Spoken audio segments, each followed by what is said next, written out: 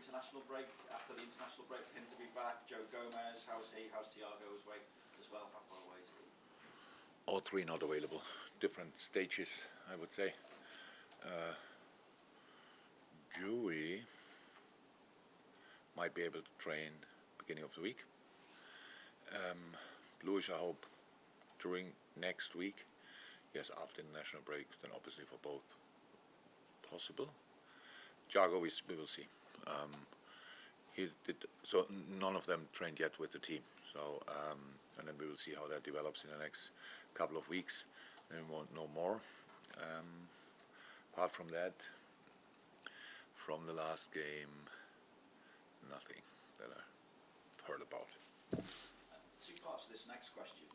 Mike Gordon has resumed his involvement at the club. What difference does that make to you? Obviously, we've also heard the quotes from John W. Henry as well, where he says that we will continue building at Liverpool in a responsible manner. We have and will continue investing wisely in the transfer market. So what does that mean in terms of your ability to bring in the players that you want in the summer transfer window? For instance, does it make a signing of the magnitude of a Jude Bellingham more likely or less likely? Nothing to do with any kind of names or players. It's just about John is right. So if you have a look, the players we brought in the last couple of transfer windows, it's Lewis, Darwin, Cody. So one of the, just to mention the players for the first line, I think that Sadio, Bobby and Mo together were for quite a while one of the best front three in world football. And so now we had Sadio left in the summer,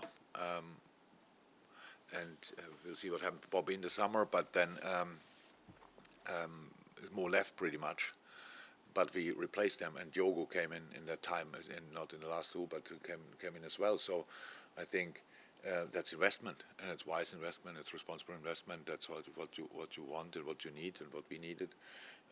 This year they were unfortunately most of the time injured. That didn't help, obviously, but they were here anyway, or Cody came only lately.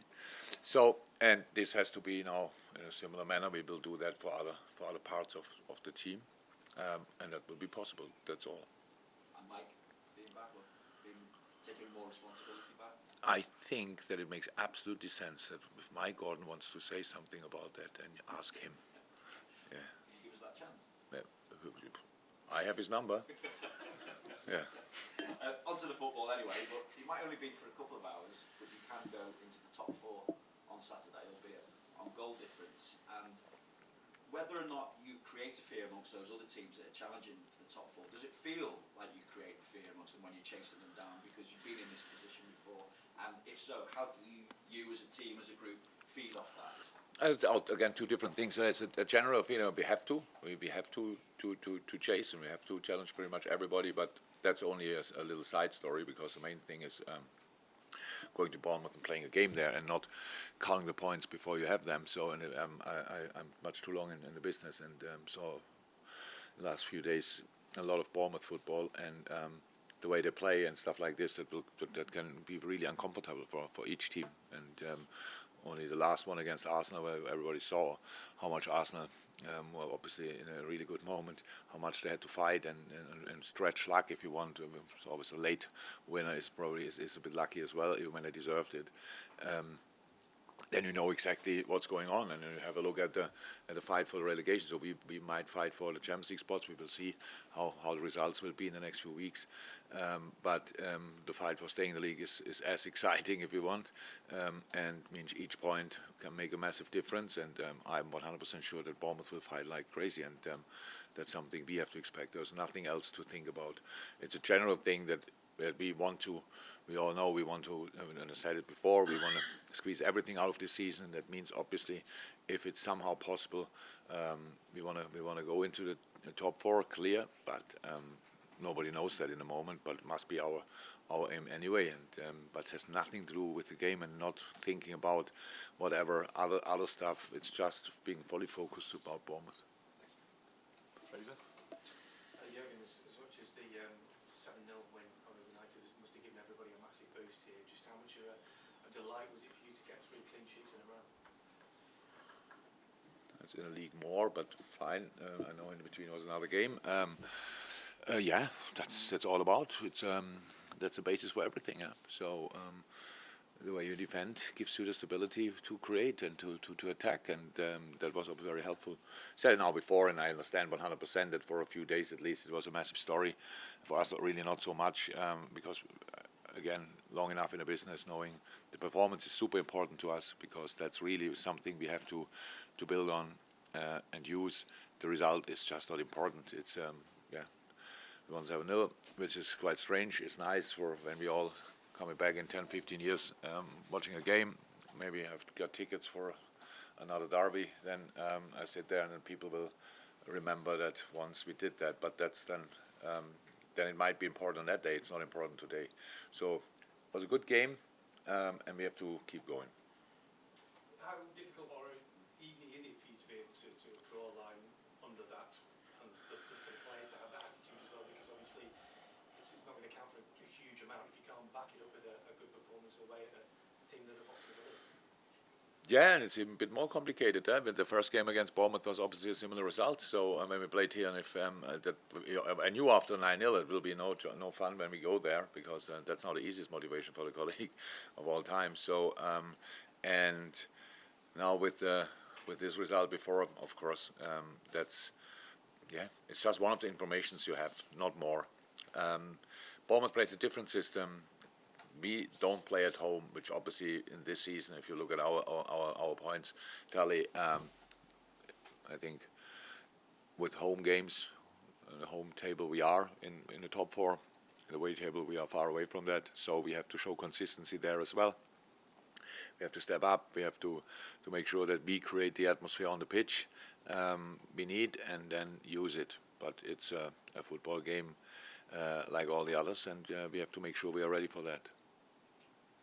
Yeah, you talked about last week ahead of the game against Wolves about giving the season a little push with the 2 home games coming up. You talked a bit about consistency as well. Do you feel you've got that consistency, and also did you notice a little bit of difference in training this week because of coming off the back of those 2 games? Yeah, there's no better mood booster than a good game.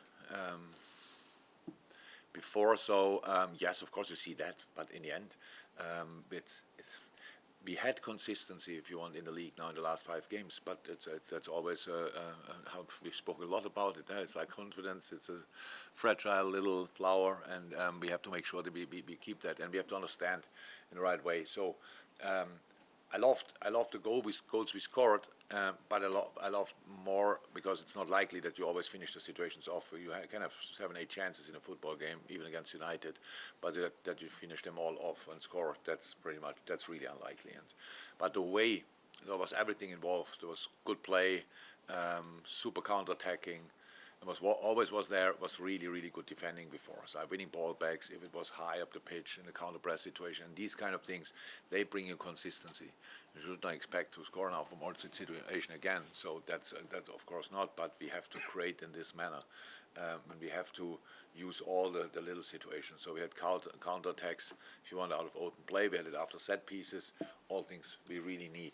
And didn't have it that often this year, to be honest. I think for all goals, there were plenty of options in the box, like bodies in the box were 3, 4, 5 even, and that's always something you need as well. So that's what we take, and that's what we try to recreate and to get consistency in.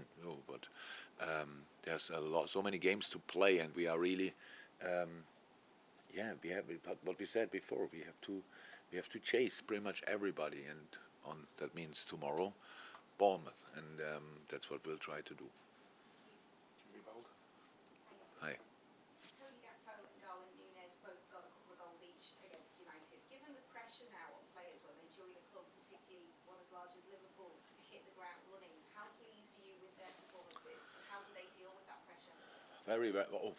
They deal very well with it. I think we deal very well with it altogether, because we don't put extra pressure on the players. Never did, will never do. But that doesn't mean that there is no, because we know the world.